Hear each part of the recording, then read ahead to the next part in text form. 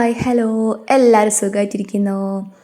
നമുക്ക് നല്ല നാടൻ മുരിങ്ങയില കൊണ്ട് ഒരു ഉപ്പേരി ഉണ്ടാക്കിയാലോ? അപ്പോൾ മുരിങ്ങയില ഞാനിതാ നുള്ളി ഇടുന്നുണ്ട്, കുറേയൊക്കെ നുള്ളി ഇട്ടിട്ടോ.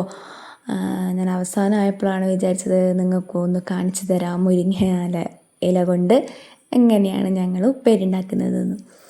അപ്പോൾ മുരിങ്ങയിലൊക്കെ നുള്ളിയിട്ട് കഴിഞ്ഞു. ഇനി അതിന് വേണ്ടിയിട്ട് ഒരു ഇച്ചിരി ഉള്ളിയും ഒരു പകുതി കഷ്ണം ഉള്ളിയും ഒരു 2 പച്ചമുളകും ഇച്ചിരി തേങ്ങയാണ് നമുക്ക് വേറെ ആവശ്യമുള്ളത്. അപ്പം നമുക്കിനി ചീനച്ചട്ടി നമുക്ക് അടുപ്പിൽ വെക്കാം ഉപ്പേരി ഉണ്ടാക്കാൻ വേണ്ടിയിട്ട്. ചീനച്ചട്ടി ചൂടായി വരുമ്പോൾ നമുക്ക് ഇച്ചിരി എന്താ പറയുക, വെളിച്ചെണ്ണ അതിലേക്ക് ഒഴിച്ചു കൊടുക്കുക. എന്നിട്ട് വെളിച്ചെണ്ണയും കൂടെ ചൂടായി വരുന്ന സമയത്ത് നമുക്ക് അതിലേക്ക് ഒരിച്ചിരി കടുക് ഇട്ടെടുക്കാം. കടുക് പൊട്ടിക്കഴിഞ്ഞ് കഴിഞ്ഞാൽ നമുക്ക് അതിലേക്ക് നമ്മൾ അരിഞ്ഞ് വെച്ച ഉള്ളി ഉണ്ടല്ലോ, ഉള്ളി ഇട്ട് കൊടുക്കാം. അതുപോലെ തന്നെ പച്ചമുളകും ഇട്ട് കൊടുക്കാം. എന്നിട്ട് അത് നന്നായിട്ട് വഴറ്റിയെടുക്കണം, നല്ല സ്ഥലമായിട്ട് വഴറ്റിയെടുക്കുക.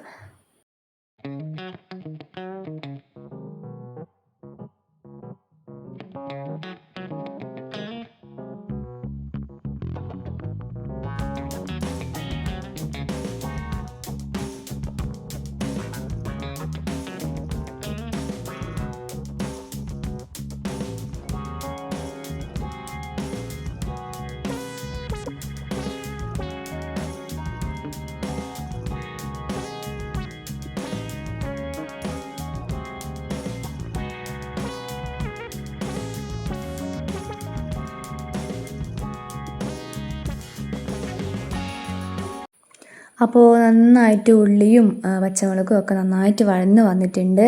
അതിൻ്റെ കൂടെ ഞാൻ ഇത്തിരി മറ്റേ നമ്മുടെ കറിവേപ്പില കൂടി ചേർത്തിട്ടുണ്ട് കേട്ടോ. അപ്പോൾ അതൊക്കെ നന്നായി വഴന്ന് വന്നതിന് ശേഷം ഞാൻ നമ്മൾ നേരത്തെ നന്നാക്കി വെച്ച മുരിങ്ങയില, കഴുകി വെച്ച മുരിങ്ങയില നമ്മൾ അതിലേക്ക് ഇട്ട് കൊടുക്കുക. എന്നിട്ട് നല്ല അച്ചലായി കുറച്ച് മഞ്ഞൾപ്പൊടിയും നമുക്ക് വേണ്ട പാകത്തിന് ഉപ്പും ചേർത്ത് നന്നായിട്ട് ഇളക്കി കൊടുക്കണം. ഉപ്പൊക്കെ എല്ലായിടത്തും യോജിക്കുന്ന രീതിയിൽ നന്നായിട്ട് വേണം നമ്മളത് ഇളക്കി കൊടുക്കാൻ.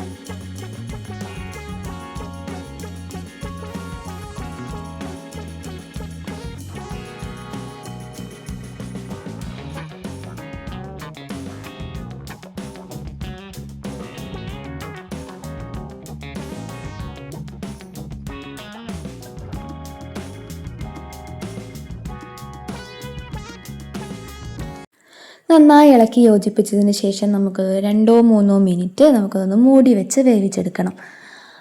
തീരെ വെള്ളമൊന്നും ഒഴിച്ചു കൊടുക്കേണ്ട ആവശ്യമില്ല, അതിൽ തന്നെ ഈ ഇലയിൽ തന്നെ ഉണ്ടാകും. അത്യാവശ്യം നമുക്ക് വേണ്ട വെള്ളമൊക്കെ അതിൽ തന്നെ ഉണ്ടാകും, വെള്ളമൊന്നും ഒഴിച്ചു കൊടുക്കണ്ട. ഇനി നമ്മൾ ഒരു പിടി തേങ്ങ ചിരകി വെച്ചത് അവസാനം നമ്മുടെ ഈ ഉപ്പേരിയിലേക്ക് ഒന്ന് ഇട്ട് കൊടുക്കുക. നല്ല സ്വാദായിരിക്കും കേട്ടോ. അങ്ങനെ തേങ്ങയും കൂടി ഇട്ട് കൊടുത്ത് അതുകൂടെ നന്നായിട്ട് ഒന്ന് ഇളക്കി യോജിപ്പിച്ച് കൊടുക്കുക. അപ്പോൾ ഇതാ നമ്മുടെ സ്വാദിഷ്ടമായ നമ്മുടെ മുരിങ്ങയില ഉപ്പേരി റെഡി ആയിട്ടുണ്ട്. അപ്പോൾ നിങ്ങളെല്ലാവരും ഒന്ന് ചെയ്ത് നോക്കണം കേട്ടോ വീട്ടിൽ. എന്നിട്ട് അഭിപ്രായം അറിയിക്കണേ. അപ്പോൾ എൻ്റെ വീഡിയോസൊക്കെ ഇഷ്ടമാകുന്നുണ്ടെന്ന് വിചാരിക്കുന്നു. എല്ലാവരും സപ്പോർട്ട് ചെയ്യുക. അതുപോലെ എല്ലാവരും ഒന്ന് സബ്സ്ക്രൈബ് ചെയ്യുക.